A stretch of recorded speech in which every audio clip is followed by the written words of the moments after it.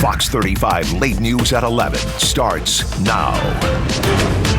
We begin tonight with fire concerns across Central Florida. All the recent heat coupled with no rain is fueling perfect conditions for fire to break out. Thanks for meeting me at 11. I'm Marlisa Goldsmith. We have live team coverage of the fire concerns tonight. We begin with Fox 35's Chancellor Wynn live in Orange County. So, Chancellor, one woman was just arrested for allegedly starting a fire on purpose. Marlisa, while crews were here deep in these woods battling a fire, they allegedly saw a woman set additional fires right there in that area. Now, Palm Bay is not alone. Multiple counties across Central Florida have instituted their own burn bans because of these dry conditions. Marlisa? Chancellor, have police helped monitor areas around any of those fires that started in Palm Bay yesterday? Marlisa, they have. In fact, the assistant fire chief with Palm Bay says when firefighters got to the scene, they actually had additional police presence kind of monitoring that area, looking for people who may be doing something they shouldn't be doing, and that all taking place while firefighters were working to contain that fire. Chancellor, thanks so much for the update. Florida Forestry Service is anticipating a very active season, and the risk has those who lived through the Florida firestorm of 1998 concerned. Fox 35's Kelsey Cairns joins us live tonight. Kelsey, you spoke with some Flagler residents who remember that storm all too well. Yes, good evening to you, Marlisa. Yeah, for those who had to evacuate and those who had to fight the fires, this fire season that we're experiencing right now is reminding them of those painful memories of the Florida firestorm of 1998. 140 homes were lost just on the first day that those fires started in July of 98, with dozens more in the following days. Marlisa? Kelsey, I know the conditions right now are just so close to what people saw at the beginning of that wildfire season back in 1998. So are crews preparing for another possible firestorm? Right. Well, if you remember the firestorm, it started with the season starting in April of 98, and then we saw those fires pick up in July. Now, right now, crews over in Flagler County, they explained to me that they are monitoring conditions 24/7. They have crews working in 24-hour stints just to make sure any brush fires don't get too out of hand. But they're asking everyone to please follow the burn bans. Marlisa, we're going to send it back to you. Kelsey, thanks so much. We are in the worst drought we've seen in 8 years, and there's not much rain in the forecast. Fox 35 Storm Team meteorologist Noah Berggren joined. So, Noah, you know, it's been nice for people maybe visiting or trying to get outdoors, but it's been brutal for those who are dealing with the fires. Yeah, you know, double-edged sword, right? It's great for theme parks if you've got a vacation or fan visiting from up north, but in terms of agriculture and the fire threat, you know, it's high and only getting higher.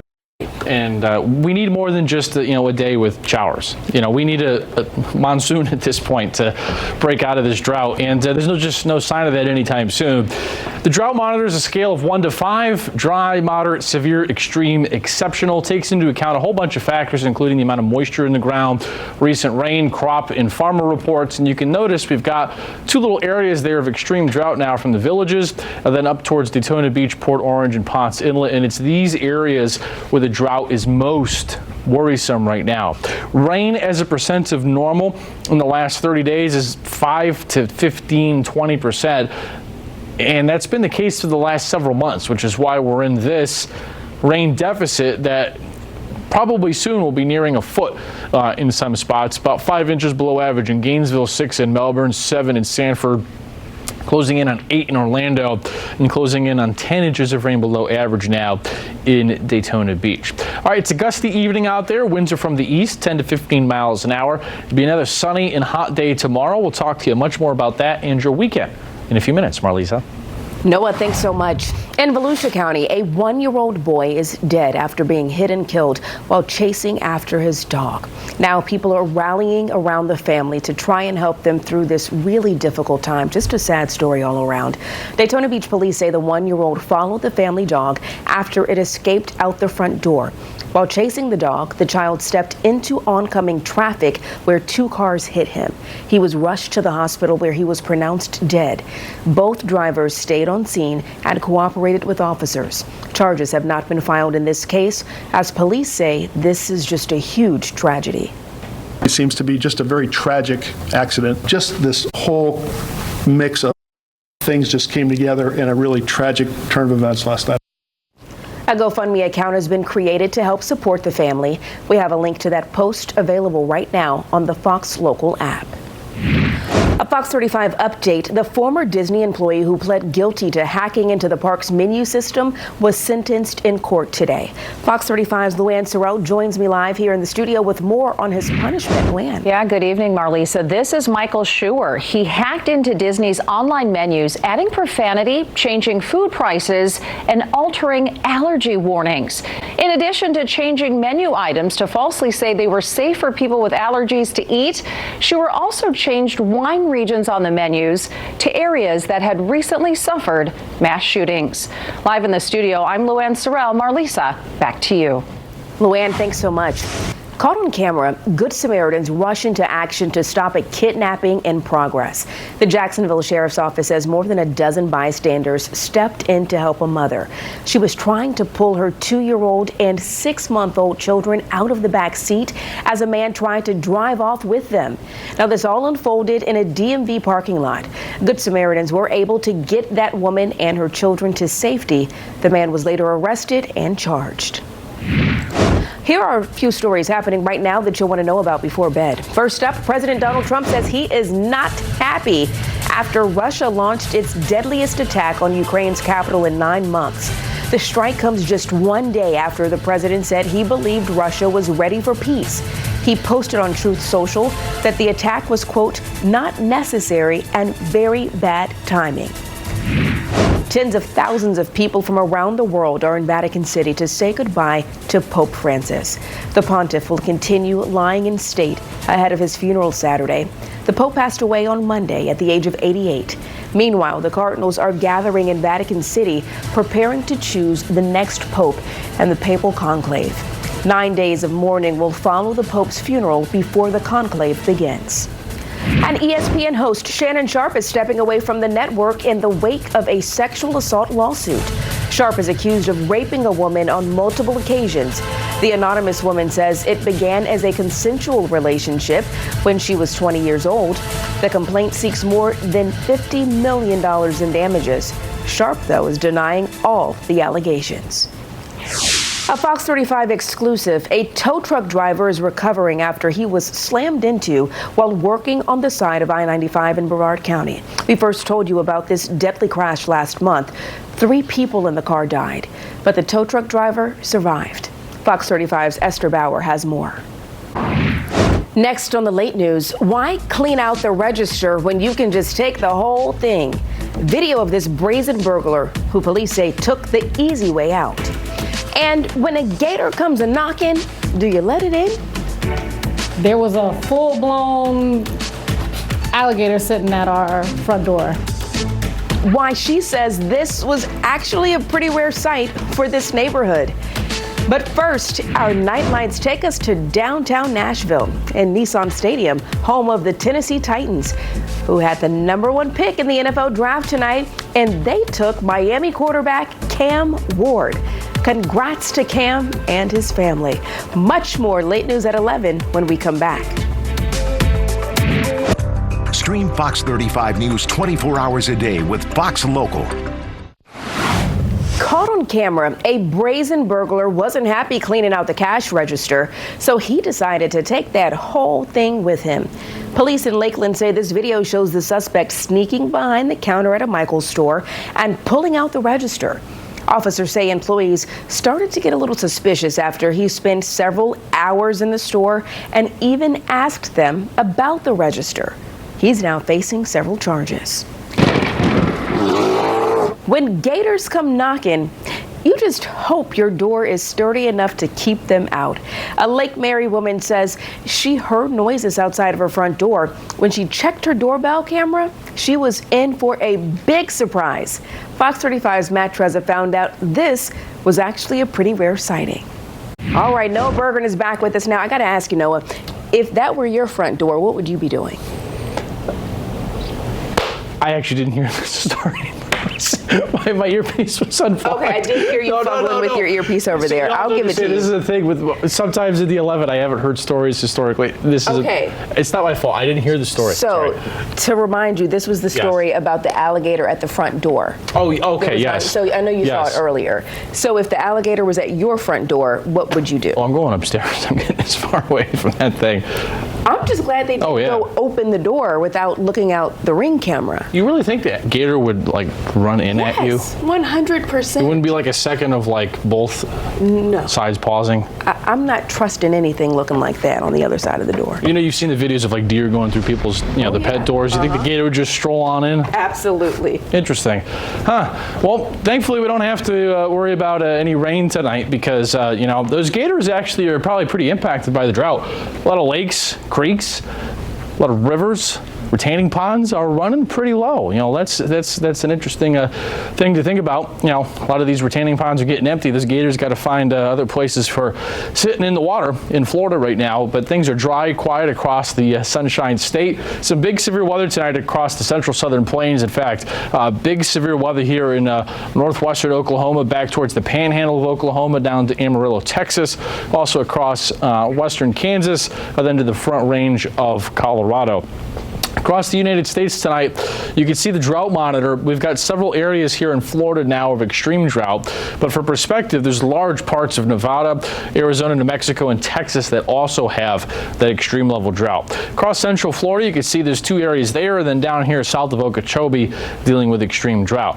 All right, so in terms of Volusia County, 26% of Volusia is now in extreme drought. The last times we had any part in extreme drought was 2012, 2011, 2001, and 2000. Now, the drought monitor that we use in the United States was invented in '99, so it's a short, somewhat record period. In terms of Orange County, about 38% of Orange County is now in severe drought, which is a notch below extreme.